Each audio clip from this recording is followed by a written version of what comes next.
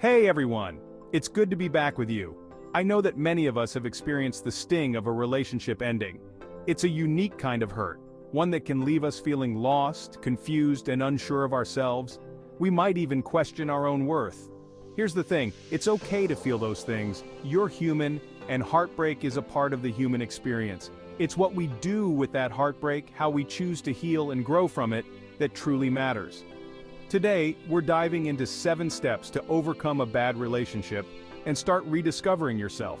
I'm going to share some stories and insights that I hope will resonate with you and give you the strength to move forward. The first step in healing from a difficult breakup is giving ourselves permission to feel the pain. We don't shove it down, ignore it, or pretend it's not there. We acknowledge it, we name it. It's real, and it hurts. It's okay to cry, to grieve the loss of what was, even if it wasn't perfect. Give yourself the space to feel those emotions without judgment. It's like tending to a wound. We have to clean it out before it can heal properly. Trying to bypass this step will only prolong the healing process. One of the bravest things you can do is to sit with your discomfort, to resist the urge to numb it or run from it.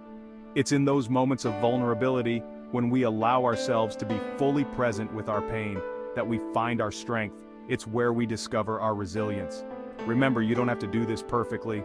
There will be good days and bad days, moments of strength and moments of weakness, and that's okay. Be kind to yourself throughout this process. It's important to remember that acknowledging the pain isn't about dwelling in the negative. It's about honoring your experience, recognizing the impact the relationship had on you, and creating space for healing to begin. And as you navigate this initial stage of healing, remember that you are not alone.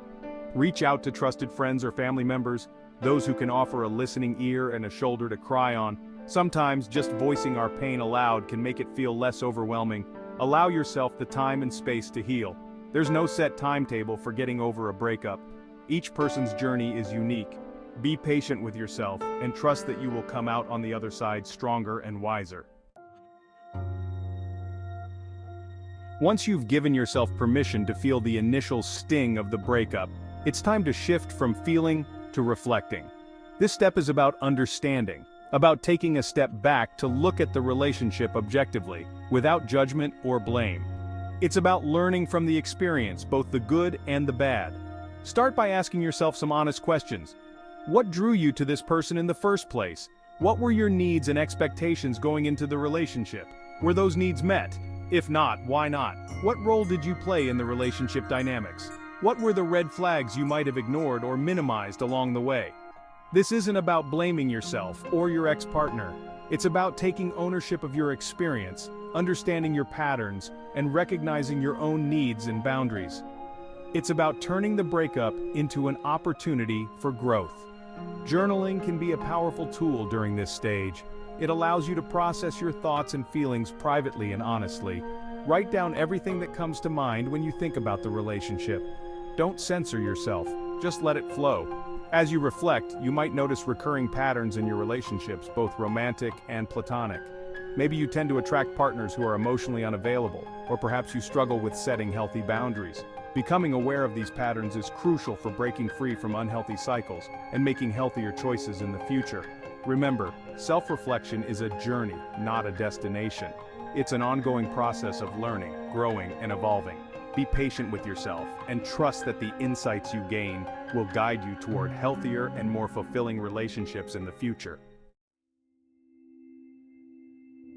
This chapter is all about you. After a breakup, it's common to feel a bit lost, like you've lost a part of yourself. That's why it's essential to reconnect with yourself, to remember who you are outside of the relationship. And the best way to do that is through self-care. Self-care isn't just about bubble baths and face masks, although those can be lovely treats. It's about intentionally choosing to engage in activities that nourish your mind, body, and soul. It's about making yourself a priority. Think about the things that bring you joy, the activities that make you feel alive and energized. Maybe it's spending time in nature, reading a good book, listening to your favorite music, or catching up with friends. Whatever it is, make time for it, even if it's just for a few minutes each day. Exercise is another powerful form of self-care. It releases endorphins, those feel-good chemicals that have mood-boosting effects. Even a short walk, a yoga class, or a dance session can make a world of difference. Nourishing your body with healthy foods is also crucial. What we eat directly impacts how we feel, both physically and emotionally. Focus on consuming whole, unprocessed foods that provide your body with the nutrients it needs to thrive. Remember, self-care isn't selfish, it's essential. By taking care of yourself, you're better equipped to show up for yourself and for others in a meaningful way. Here's the thing about vulnerability. It's a lot easier to navigate with a little help. You don't have to go through this alone. One of the most courageous things you can do is reach out for support when you need it. Think about the people in your life who love and support you unconditionally, those who make you feel safe and seen. Reach out to them. Let them know what you're going through. You don't have to have all the answers. Sometimes just having someone to listen, without judgment, can make all the difference. If you're struggling to cope with the emotional fallout of the breakup, consider seeking professional help. A therapist can provide a safe and confidential space for you to process your emotions, gain clarity, and develop healthy coping mechanisms. There's no shame in asking for help. In fact, it's a sign of strength and self-awareness. It takes courage to acknowledge when we need support, and even more courage to reach out and ask for it. Remember, you are not a burden. The people who love you want to be there for you. Let them in. Allow yourself to be vulnerable and receive the support you deserve. Boundaries are essential for protecting our emotional well-being, especially after a breakup. They are the limits we set to define what we will and will not accept from others. Setting clear boundaries is an act of self-respect. Start by thinking about what you need to heal and move forward. Do you need space from your ex-partner? Do you need to limit contact?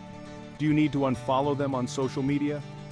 Once you've identified your boundaries, communicate them clearly and assertively. Remember, you don't need to justify your needs or apologize for setting boundaries. Your well-being is what matters most. It's also important to enforce your boundaries consistently. This can be challenging, especially at first, but remember, each time you stand up for your needs, you're reinforcing your self-worth. Boundaries are not about controlling others. They're about taking care of yourself.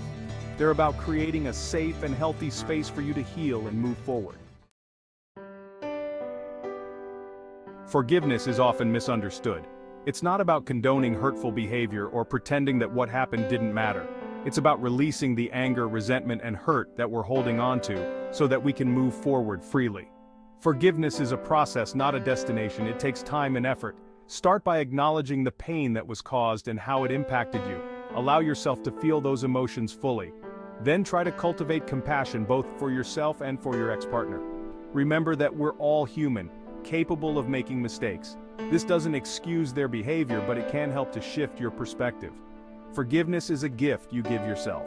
It's about releasing the burden of the past so that you can create space for peace and healing in the present. Moving forward doesn't mean forgetting the past or pretending that it didn't happen. It's about acknowledging the experience, learning from it, and choosing to focus on the present moment. It's about embracing the future with hope and optimism. Start by setting new goals for yourself. What do you want to achieve? What brings you joy? What are you passionate about? Focus on creating a life that excites you, a life that is aligned with your values and aspirations. Embrace new hobbies and interests. This is a time for exploration and discovery. Try something you've always wanted to do but never had the courage to pursue. You might surprise yourself with what you discover. Remember that you are worthy of love, happiness, and fulfillment. Don't let the pain of the past define you.